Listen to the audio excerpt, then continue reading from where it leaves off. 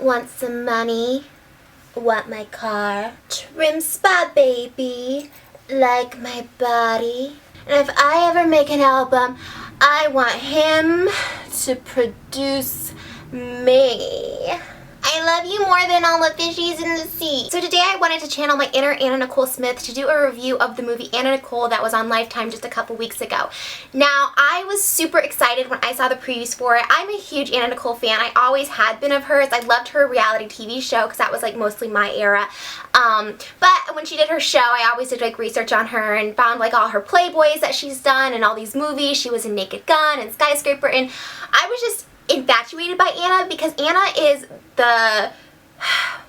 she was famous for being herself, and I think that's a talent unto itself. Like, a lot of people are like, oh, she's talentless, you know, she married, you know, old men for money, or Jay Howard for money, and they're like, she has no talent, she's a hack. But the thing is to command attention when you walk into a room, I think is a huge talent, and that's why I'm so happy that Lifetime decided to make a movie on Anna Nicole. Now, Agnes Bruckner did an amazing job as Anna. I think it would be super hard to portray such a complicated character, because Anna was obviously a character. She was an over-the-top character that we all loved for just being her and wacky and crazy.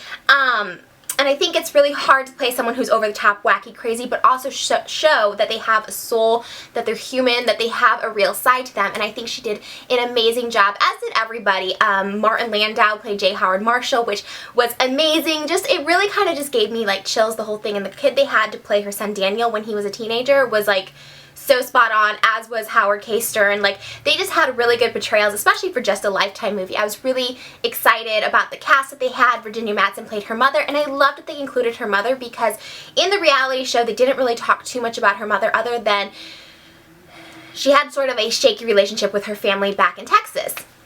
Now, I really relate to Anna Nicole. I get this a lot because when I was small, people always told me I looked like Pamela Anderson, and then when I gained weight, obviously people told me I had more of this Anna Nicole vibe, which I always took as a compliment, because aside from everything else, Anna Nicole was just stunning. Like, visually, she is stunning. She was a guest model, and I loved the part where, was it Marciano said, or someone said to Marciano, like, oh, the chubby model, and he's like, no, those are the girls I fantasize, and he gave this curvy, voluptuous Anna Nicole a spot in Guess, and I was just like, oh my gosh, like, she became the Guess girl.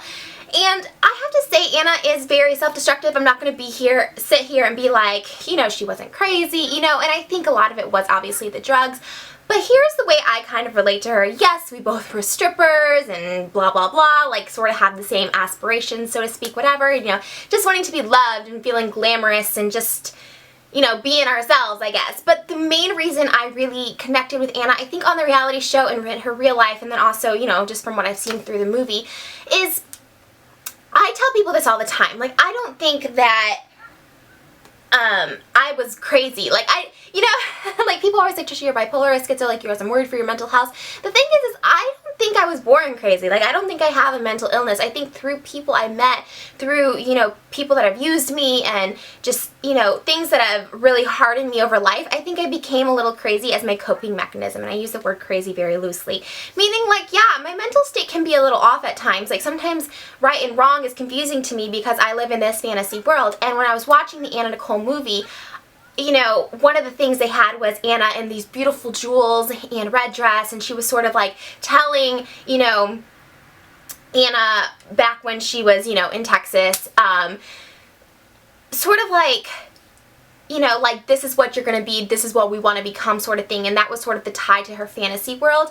And I love Anna. I did a video on her where she was in the clown makeup, and I did it as a total, you know, spoof and stuff. And honestly, people were like, that's so offensive, like, she's dead, like, you're mocking her at a really bad time in her life. But just feeling sort of the same path and the same sort of, kind of going down the same sort of journey as Anna has, like, you know, with, you know, drugs and everything else, men, I think it's like fair to say that, like, I think she would have totally appreciated it and totally loved. Like, honestly, me, when there's people mocking me here on YouTube, like, there was like a college kids that did a spoof on my Mitt Romney video. There's been people who do spoofs on my makeup tutorials, my what's in my bag.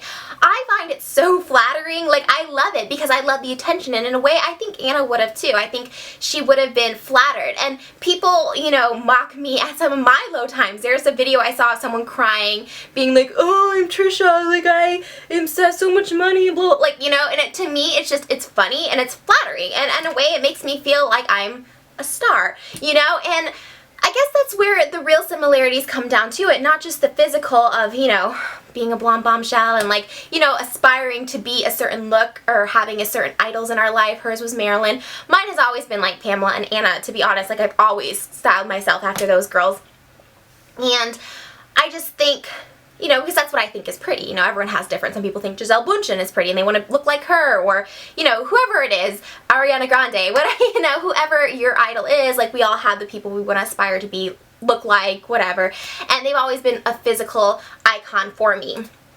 Sorry I got a little sidetracked. I'm not really sure where I was going with that, but I just wanted to say that the movie is really amazing and really opening to Anna Nicole. If you guys, you know, maybe some of you are too young to remember the reality show, but she was sort of this larger-than-life character, image, and in a way, I just think that this movie sort of put her legacy in the way it deserved. Like, at the end, it was just this slow-mo of, like, her as her glamorous, beautiful self that she's always envisioned herself, like, just walking into the light and, like, walking away from all the drugs and the people that are using her and abusing her and just the harshness of the world. And, you know, as for the J. Howard Marshall things, we all do what we gotta do. She even said in the movie that, you know, she loves him for what she did for her and her son. And honestly, I think that's a true kind of love, and I don't think anyone can really judge why we marry. He was ecstatic in the movie, you know, I'm sure he was ecstatic in real life, you know, to have a companion. And, oh, on the drug note, you know what? We are not perfect human beings, and I think the thing about Anna is that she was a flawed person, and I love that about her. And I think in role models, you have to admire someone because they are who they are. They're just themselves. They're not trying to be like anyone else. And Anna was one of a kind. I don't know why I keep calling her Anna. Anna was one of a kind. I am so just, it gave me chills. So if you guys have a chance, hopefully Lifetime will rerun the movie. It was really amazing and awesome.